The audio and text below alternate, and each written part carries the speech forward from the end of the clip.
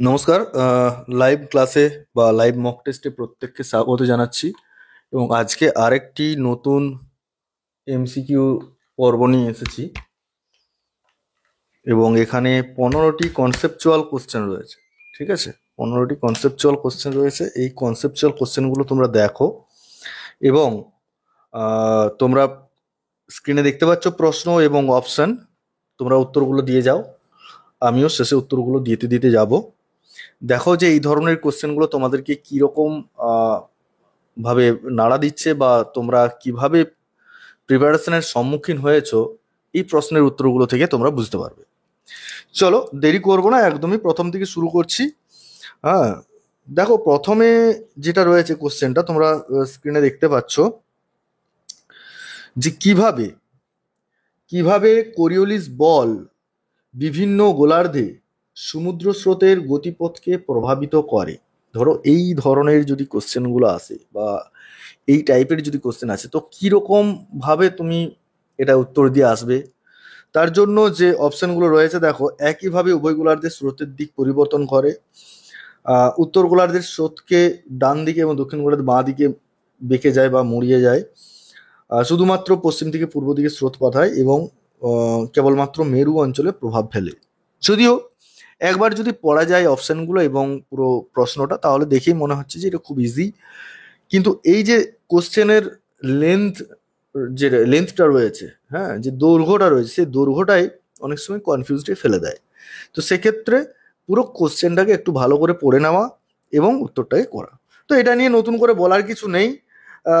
Option B এটা হচ্ছে answer. যারা উত্তরগুলো দিচ্ছ তারা উত্তরগুলো দাও এবং আমরা শেষে দেখে নেবো যে কার কতগুলো হয়েছে। অবশ্যই কমেন্ট বক্সে কমেন্ট করে তোমরা জানাবে। ঠিক আছে, তো চলো পরের কোশ্চেনটাতে চলে যাই। পরের কোশ্চেনটা যেটা রয়েছে দেখো, বিষুবরেখার কাছে অবস্থিত হওয়া সত্ত্বেও দক্ষিণ আমেরিকার পশ্চিম উপকূল তুলনামূলক শীতল কেন? মানে তোমার যদি পড়া ভালো করে থাকে বা ভালো করে কনসেপ্ট রেডি থাকে তাহলে এই কোশ্চেনগুলো করা তোমার ক্ষেত্রে খুব ইজি হয়ে যাবে। যদিও প্রথমের কোশ্চেনটা একদমই ইজি ছিল, প্রত্যেকেই পারছো বা পেরেছো। তো এখানে দেখো যে অপশনগুলো দিচ্ছে যে কারণ সেখানে বৃষ্টিপাত বেশি, কারণ এখানে গালফ স্ট্রিম স্রোত প্রবাহিত হয়, কারণ এখানে পেরু কারেন্ট উপকূল বরাবর প্রবাহিত হয়, মানে পেরু কারেন্ট এই উপকূল বরাবর প্রবাহিত হয়, আর উপকূলীয় পাহাড় এখানে যে তাপ বা উষ্ণতা সেই উষ্ণতাকে আটকে দেয়। তো এখানে ডেফিনেটলি বুঝতে পারছো যে শীতলতার ব্যাপারটা যেহেতু রয়েছে, এখানে যে ঠান্ডা পেরু স্রোত এটাই উত্তরটা হবে। কারণ এই ঠান্ডা স্রোত দক্ষিণ আমেরিকার পশ্চিম উপকূল বরাবর দক্ষিণ থেকে উত্তরের দিকে প্রবাহিত হয় এবং এই স্রোতের প্রভাবে ওই অঞ্চলের বাতাসকে ঠান্ডা রাখে।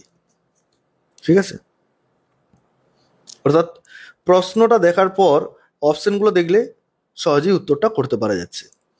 3 নম্বর কোশ্চেনটা দেখো, what is the primary reason for the formation of oceanic gyres বা জায়ার্স? তো এখানে অপশন যেগুলো রয়েছে শুধুমাত্র বায়ুপ্রবাহ, সমুদ্র তলঢাল, কোরিওলিস ফোর্স বা প্রধান বায়ুপ্রবাহের সম্মিলিত প্রভাব, আর সমুদ্রের গভীরতা। তো এখানে যে কারণটা রয়েছে সে কারণটা কোনটা? তো এখানে অবশ্যই কোরিওলিস ফোর্স এবং প্রধান বায়ুপ্রবাহের যে সম্মিলিত প্রভাব, এটাই হচ্ছে মেন উত্তর, সঠিক অ্যান্সার। পরের কোশ্চেনটাতে চলে চলো, 4 নাম্বার। আচ্ছা, 4 নাম্বার কোশ্চেনটা এখানে রয়েছে, স্ক্রিনে পরিষ্কারভাবে দেখতে পাচ্ছ। চলো, আচ্ছা, why is thermohaline circulation sometimes referred to as the global conveyor belt? তো কেন এই থার্মোলাইন সার্কুলেশনকে প্রায় গ্লোবাল কনভেয়র বেল্ট বলা হয়? তো এখানে যে অপশনগুলো রয়েছে দেখো, এটি স্থানীয়ভাবে সীমাবদ্ধ, এটি গ্যাস স্থানান্তর করে, এটি সমস্ত মহাসাগরের মধ্যে উষ্ণ এবং ঠান্ডা জলের গভীর চলাচল নিশ্চিত করে, এটি শুধুমাত্র উত্তরে সীমাবদ্ধ। ঠিক আছে, তো এখানে বুঝতে পারছো এখানে যে কোশ্চেনগুলো বিভিন্ন সেন্ট্রাল যে এক্সামগুলো হয়েছে সেই জায়গা থেকে কোশ্চেনগুলো নেওয়া, এবং এগুলোকে বাংলা করতে গিয়েই পানি কথাগুলো চলে আসছে। যাই হোক, তো এই অপশানগুলো আগে দেখে নাও, এই অপশানের মধ্যে কোন অপশানটা তোমাদের সঠিক বলে মনে হচ্ছে।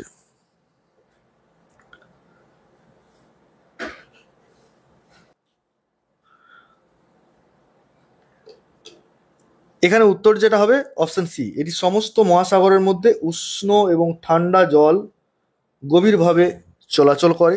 তার কারণ কি না, অ্যাকচুয়ালি এখানে থার্মো যে কথাটা উঠে আসছে বা তাপমাত্রা, এবং এই যে হ্যালাইন, তো এখানে এই হ্যালাইন কথার অর্থ হচ্ছে লবণাক্ততা। তো সমুদ্র জলের এই তাপমাত্রা এবং লবণাক্ততা এর উপর ভিত্তি করে সমুদ্র জলের যে ঘনত্ব, সেই ঘনত্বের পার্থক্য নির্দেশ করে, এবং এই পার্থক্যের প্রভাবে মানে সাগরের জলের মধ্যে একটা রিসাইক্লিং সিস্টেম কাজ করে, যেটাকে গ্লোবাল কনভেয়র বেল্ট বলা হচ্ছে। পরের কোশ্চেনটাতে যাও। What is the role of ocean currents in the redistribution of solar energy? Redistribution of solar energy, heat redistribution. এখানে রেজিস্ট্রিবিউশন বলতে বন্টন কথাটা বোঝাচ্ছে, অর্থাৎ এখানে সূর্যের শক্তি পুনর্বন্টনে সমুদ্র স্রোতের নিম্নলিখিত কোন ভূমিকাটি পালন করছে। একটু এই টাইপের কোশ্চেনগুলোর উপর একটু মুখোমুখি হওয়া প্রয়োজন রয়েছে প্রত্যেকের। ঠিক আছে, তো এখানে যে অপশনগুলো দেওয়া রয়েছে দেখো, এটি বায়ুমণ্ডলের চাপ নিয়ন্ত্রণ করে, এটি একমাত্র পৃষ্ঠ জল, এটি উষ্ণ অঞ্চল থেকে শীতল অঞ্চলে তাপ স্থানান্তর করে। তো এখানে আনসার কোনটা হবে দাও।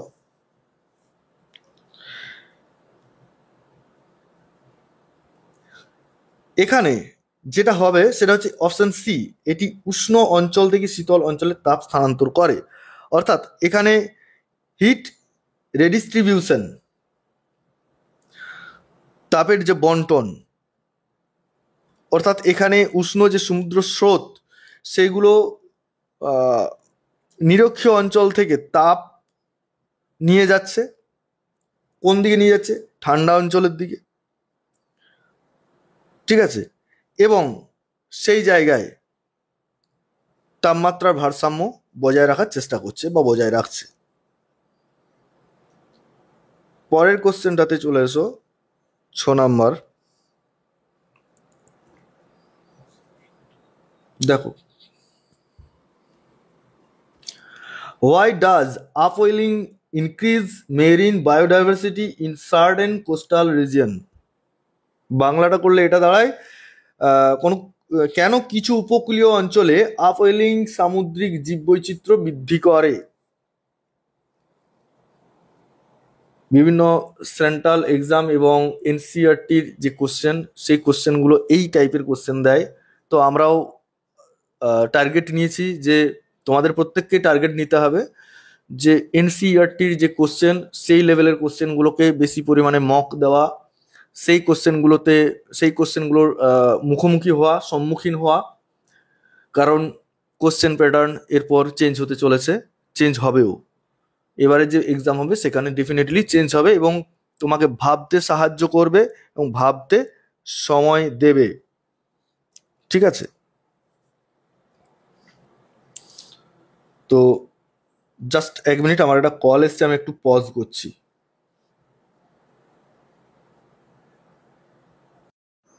হ্যাঁ, যেটা বলছিলাম, 6 নাম্বার যে প্রশ্নটা ছিল, তো এখানে যে অপশানগুলো রয়েছে, যে অপশানে কারণ এটি বৃষ্টিপাত বাড়ায়, কারণ হচ্ছে এটি পর্যটক টানে, কারণ এটি পুষ্টি সমৃদ্ধ জল উপরিভাগে নিয়ে আসে, আর এটি সমুদ্রের তাপমাত্রা বাড়ায়।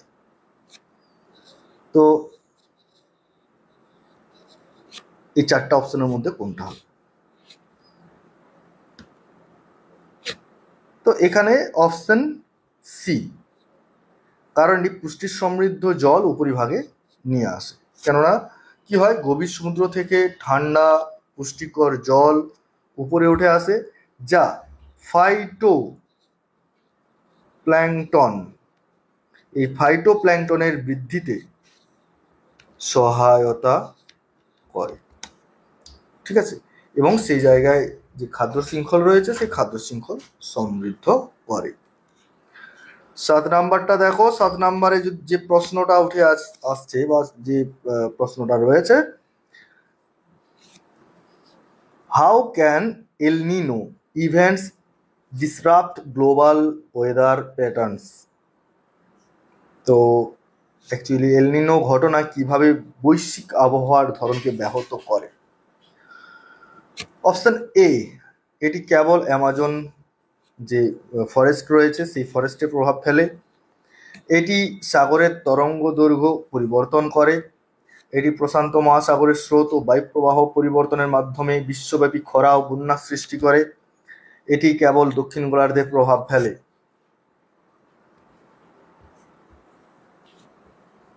উত্তর দাও তোমরা। Option C. ঠিক আছে, এখানে এর উত্তরটা হচ্ছে অপশন সি। 8 নম্বরে চলে যাচ্ছি। What is the effect of ocean salinity on water density and current formation? যেখানে সমুদ্রের লবণাক্ততা জলের ঘনত্ব এবং স্রোত গঠনে কি প্রভাব ফেলে? তো এখানে অপশন যেগুলো রয়েছে, লবণাক্ততা বেশি হলে জলের ঘনত্ব কমে, লবণাক্ততা জলের তাপমাত্রা কমিয়ে দেয়, লবণাক্ততা বেশি হলে জলের ঘনত্ব বাড়ে এবং এটি নিম্নগামী স্রোত সৃষ্টি করে। আর অপশন ডি, এটির কোনো উল্লেখযোগ্য প্রভাব নেই। যাই হোক, আবারও বললাম যে এই প্রশ্নগুলো যেহেতু এনসিইআরটির প্রশ্ন এবং ইংলিশ ভার্সন, এবং সেগুলোকে যখন বাংলায় কনভার্ট করা হয় তখন এই একটু একটু করে ভুল চলে এসছে। ঠিক আছে, এগুলো জল হবে। ঠিক আছে, যাই হোক, তো অপশনগুলো বুঝতে পেরেছো, তো উত্তরটা দাও।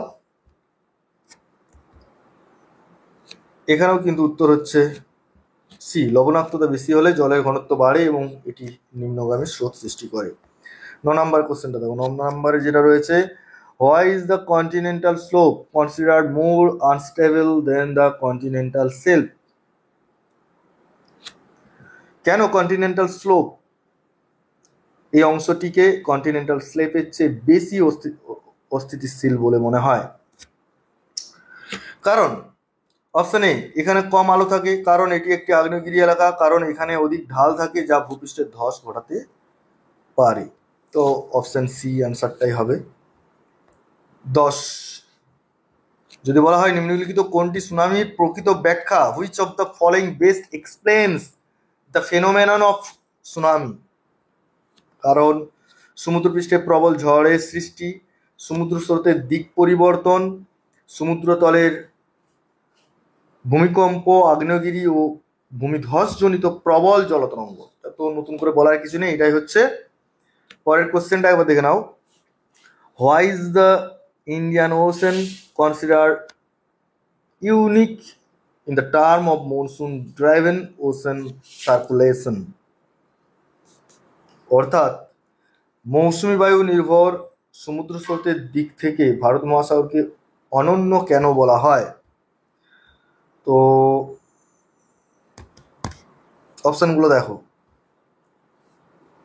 কারণ এতে কেবলমাত্র ঠান্ডা স্রোত প্রবাহিত হয়, কারণ এটি দক্ষিণ মহাসাগরের সঙ্গে যুক্ত, কারণ এই স্রোতের দিক মৌসুমী ভেদে বিপরীতমুখী হয়, কারণ এখানে কোরিওলিস বল কাজ করে না।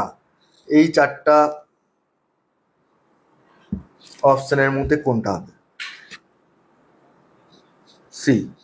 তার কারণ হচ্ছে ভারত মহাসাগরে মৌসুমী বায়ু যে প্রবাহের দিক, সেই দিক গ্রীষ্ম এবং শীতে এদের প্রবাহ চেঞ্জ হয়ে যায়।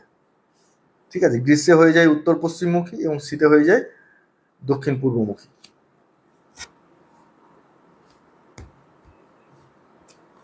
12টা দেখো, 12 নম্বরটা, what is the primary reason for the presence of high tides on opposite side of the earth সাইমালটেনাসলি?